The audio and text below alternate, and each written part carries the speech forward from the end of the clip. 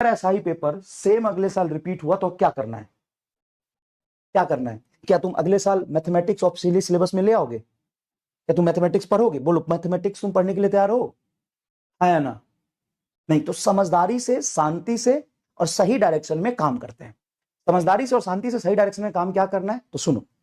अगर ऐसा सवाल आता है, सेम सवाल रिपीट हुआ, सेम इन नीट 2026, तो क्या पढ़ना है? सबसे पहली बात, आपको पूरा लॉन्ग ईयर कोर्स में जान लगा के कंप्लीट पढ़ना है, कंप्लीट पढ़ना है। लास्ट में रिवीजन वन शॉट देख के सिलेक्शन नहीं होता। अभी तक सिलेक्शन हो जाता था वन शॉट से, मजाक नहीं कर रहा हूं, हो जाता था अभी तक वन शॉट से सिलेक्शन, लेकिन वन शॉट से सिलेक्शन नहीं होगा अगर ऐसा पेपर आता है। अगर सेम आता है पेपर तो सबसे पहले जो पूरा साल मेहनत करेगा, जो पूरा साल पढ़ेगा, वो आराम से कर ले जाएगा, कोई बड़ी बात नहीं। अब क्या है उसके बाद ये है कि यहां पे जो टफ है, जो 5 से 6 मिनट में होने वाले हैं, आपको सवाल देख के पहचानना पड़ेगा, इसको लीव करना पड़ेगा, जो आप नहीं कर सकते ना भाई। आपको जेट की जितना टाइम नहीं मिलता है, को नीट के इतना टाइम के साथ देखना पड़ेगा। तो tough and easy is not an debate, debate is what is the time per question, what is the time given in per question. तो आप कर भी सकते हो तो भी आपको ये छोड़ के जाना पड़ेगा, ठीक है ना।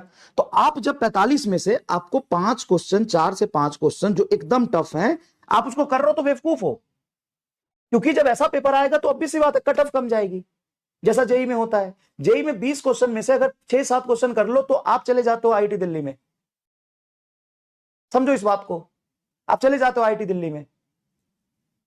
तो आपको यह समझना पड़ेगा कि ऐसा हुआ तो कट ऑफ कम होगा। हमें इंटेलिजेंटली सबसे पहले ये ढूंढ के करना पड़ेगा पेपर में, यह होता है सही तरीका। आपको मैं जेई एडवांस के 50 क्वेश्चन करा सकता हूं, क्या आप कर लोगे?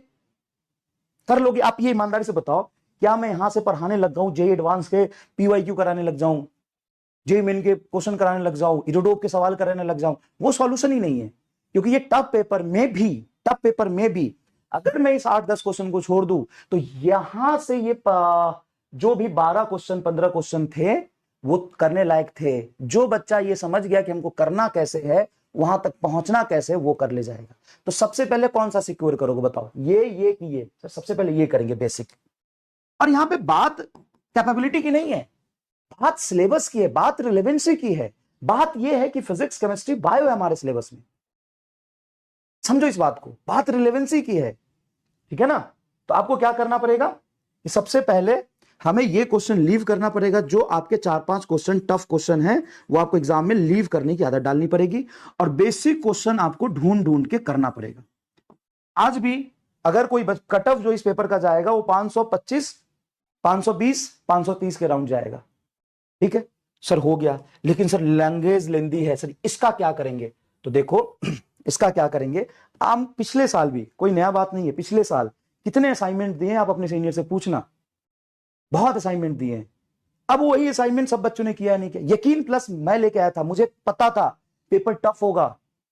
सर आपने तो इजी बोला था। जेई मेन जब 11 जनवरी में अटेम्प्ट हुआ था, उसके बाद जेई मेन जनवरी का पेपर देख के, जेई मेन अप्रैल का पेपर देख के, मई अटेम्प्ट का पेपर, सॉरी अप्रैल अटेम्प्ट का पेपर देख के मैंने बोला था कि नहीं यार, तब मैं बच्चों को मुश्किल करा तो रहा हूं। यकीन प्लस नाम तो सुना होगा, बहुत मेहनत करी थी इसमें, और ये जो बच्चा करके आया होगा, पूरा पढ़ा होगा, उसको फायदा हुआ होगा ऐसे पेपर में।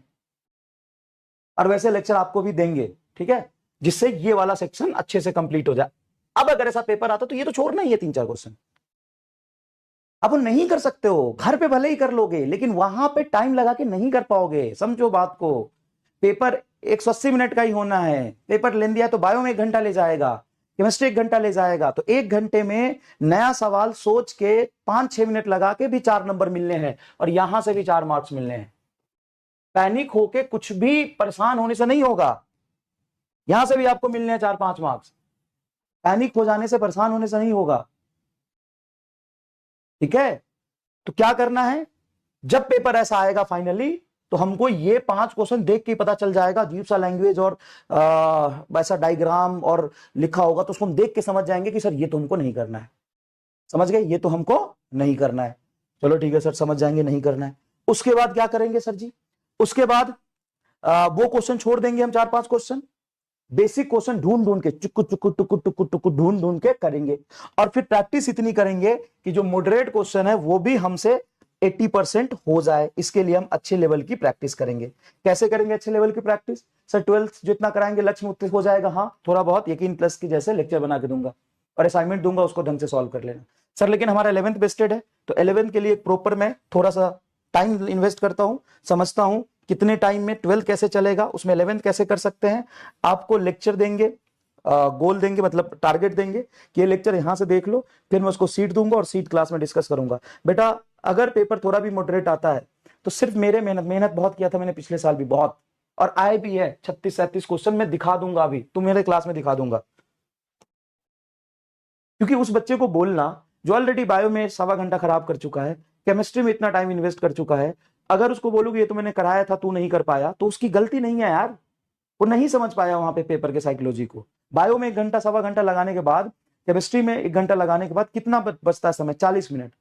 40 मिनट में कितना भी पढ़ा है वो सवाल आ जाए ना, बच्चा नहीं कर पाएगा लैंग्वेज देख के, जब लेंदी लैंग्वेज होगा तो इतना सफिशियंट है भाई, इतना सफिशियंट है। अब मैं 11th का आपको लेक्चर का गोल दूंगा। देखो चाहे कुछ भी पेपर आ जाए, पढ़ना तो वही सिलेबस है, फिजिक्स तो वही होगा, वो तो बदल नहीं जाएगा, सिलेबस तो वही रहेगा, सिलेबस तो वही रहेगा। हाँ सर सिलेबस वही रहेगा।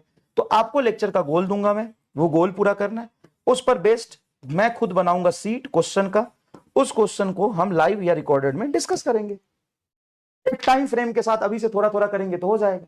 अब चाहे कुछ भी हो, फिर मेरे मेहनत करने से नहीं होगा ना, पहले भी होता था, पहले भी जो बच्चा साल भर मेहनत करता था उसी का होता था, आज भी जो बच्चा साल भर मेहनत करेगा उसी का होगा। ऐसा नहीं है कि पेपर अगले साल ऐसा नहीं आ सकता, कैसा आएगा किसी को नहीं पता, शायद इस साल से थोड़ा इजी आ जाए, ठीक है ना। और जहां तक बात है कि मैंने बोला था पेपर इजी आएगा, क्योंकि जनवरी, और वो भी मैंने कब बोला था मैं बताऊं, साल भर में पढ़ाते पढ़ाते, अगर बच्चा क्लास किया तो उसको पता होगा, साल भर पढ़ाते पढ़ाते मैं यही बोल रहा था कि जनवरी के बाद बताऊंगा पेपर कैसा आएगा। मुझे तो अभी टफ लग रहा है, और टफ पेपर आएगा, इसीलिए मैंने यकीन प्लस पिछली बार पढ़ाया था, इसीलिए पढ़ाया था, इसीलिए यकीन प्लस पढ़ाया था, समझ रहे हो।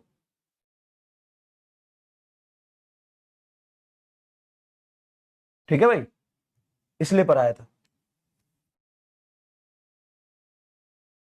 तो पेपर इजी और टफ नहीं होता है, पेपर इजी टफ होता है पर क्वेश्चन कितना टाइम मिल रहा है, टोटल क्वेश्चंस कितने हैं, कितने टाइम में कितना क्वेश्चन करना है, इसकी वजह से होता है। क्या ये बात समझ में आया? कोई कुछ कह रहा है पेपर इजी है तो उसको बताओ कितने समय में कितना सवाल करना होता है, फर्क है। नीट स्पीड एंड एक्यूरेसी का गेम है और आज भी है। अब वही था, इसमें से हमें सेलेक्ट कर करके करने थे। समझ में आया कि नहीं आया? और अगर कोई बच्चा साल भर ना पढ़े और लास्ट में सोचे कि मैं सीरीज देख के कर लूंगा, तो आज तक बिल्कुल कर लेता था, इसलिए हम कहते थे कि कर लोगे। लेकिन अब अगर ऐसे पेपर आए तो ऐसे पेपर में वही बच्चा कर पाएगा जो पूरे साल पढ़ेगा, ठीक है।